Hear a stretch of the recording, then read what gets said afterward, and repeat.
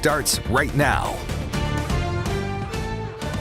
Welcome into this digital version of First Alert Weather Extra this evening. Going to be a little short and sweet newscast before we send you off into your Friday. Hopefully you'll be watching the Braves on WVRC. Right now, though, looking at our First Alert Sky Vision from Jacksonville State, you can see where a thunderstorm has already moved through. But man, it sure is pretty after that rain moves in. And hey, it can certainly help to cool you off. So you'll notice the temperature in Calhoun County has now dropped to 74 degrees. Of course, the dew point's still high, so it's very muggy, and if you get that peak of sun to come through, it can certainly feel steamy. But looking at First Alert AccuTrack right now, we're really beginning to see radar lightening up a little bit. Now in East Alabama, that's where we still have some showers around and tracking a couple of storms in the mix too. Most of this is east of I-65, just a couple of stray showers back towards Hamilton and Fayette, but a lot of us in the 70s thanks to the rain that has come through. This is the more intense storm that we are watching, kind of moving away from our coverage area, getting into northeast Alabama. So this particular storm is producing potentially over 100 lightning strikes. That may be counting in some from northwest Georgia though. But as we look at those first alert times, as this strong storm moves off to the northeast at about 30 miles per hour, moving into Old Coloma at 6:46 p.m., Frog Mountain 6:48 p.m., Pope at 6:49 p.m., and Ellisville at 6:51. The main threat with this storm will be the possibility that as it lifts to the northeast, could be producing some intense cloud to ground lightning, some heavy downpours that could lead to some localized flooding along Highway 278 and possibly even some small hail. So going into tonight, notice how rain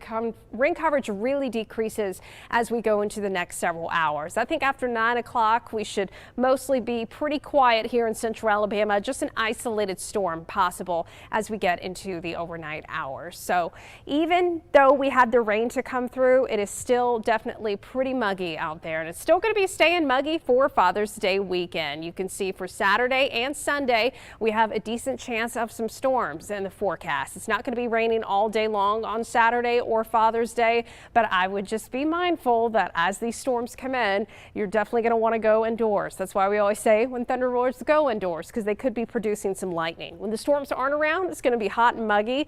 Now, temperatures are in the 80s, but when you factor in the humidity, it could actually feel like the upper 90s, if not the triple digits at times. So this humidity, unfortunately, is not going anywhere anytime soon. And because there is so much moisture in the atmosphere, we're really able to feel those tropical downpours as they come in and really help to enhance the rain that you see.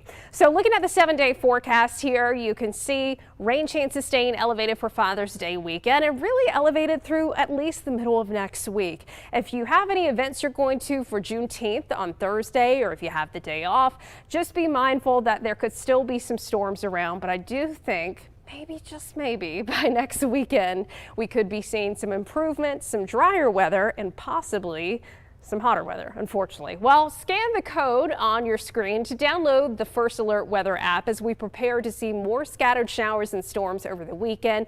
You'll be able to get forecast updates for your exact location and share your photos right here on the app. Now, I know we're all very thankful that at least hurricane season has been quiet so far. We'll continue to watch the Gulf and the Caribbean because that's sometimes where we can see development this time of the year in early June. So one thing we don't talk about a lot during hurricane season, we talk about storm anxiety a lot during severe weather season, but not so much during hurricane season. So I want to do a little WVRC safety check for you, not just on how to physically prepare for a hurricane, but also how to mentally prepare for one. And honestly, some of this I use just every day with dealing with anxiety. So first of all, I always say this: knowledge is power. I remember when I was young, I used to be very, very scared of tornadoes. But as I got older and became more interested in weather, the more I studied it and learned about how tornadoes form, or in this case, how hurricanes form, what are those conditions that can lead to tropical development, that can help you better understand exactly what goes into a hurricane and how it can form, what the potential path could be. And sometimes it just helps to acknowledge that you have anxiety. It's okay to not be okay, and there's nothing wrong with admitting you feel fear. If you can put a name to it, that can really help to bring your power back and take the power into your own hands.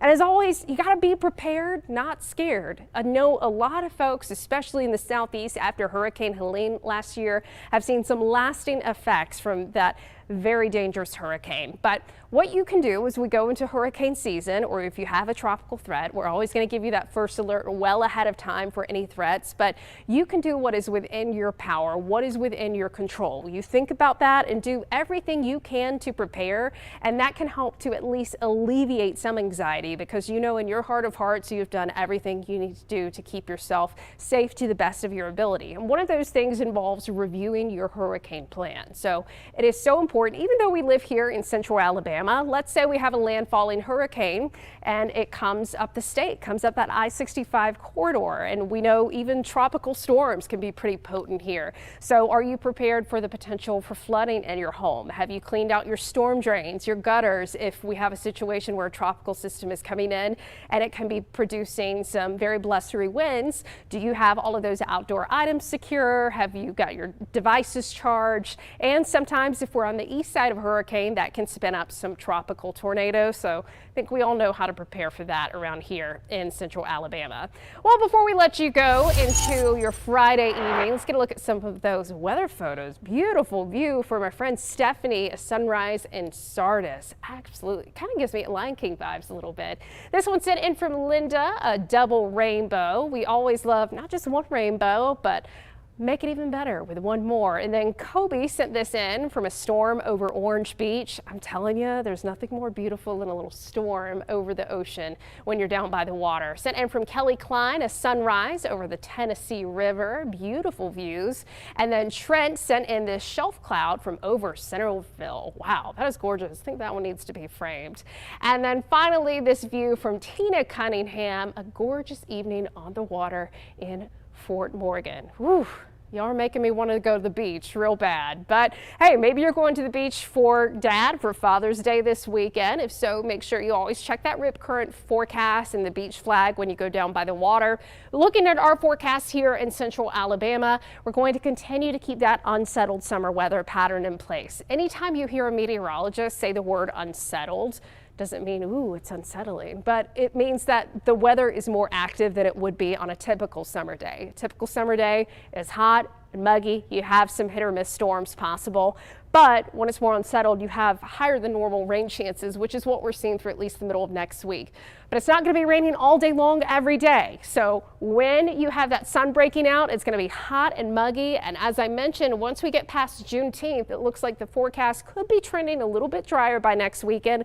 And that means we could have some big time heat too. But we'll have updates on your forecast tonight on First at 9 after Braves. So make sure to tune in with us on WBRC. Have a safe Friday evening.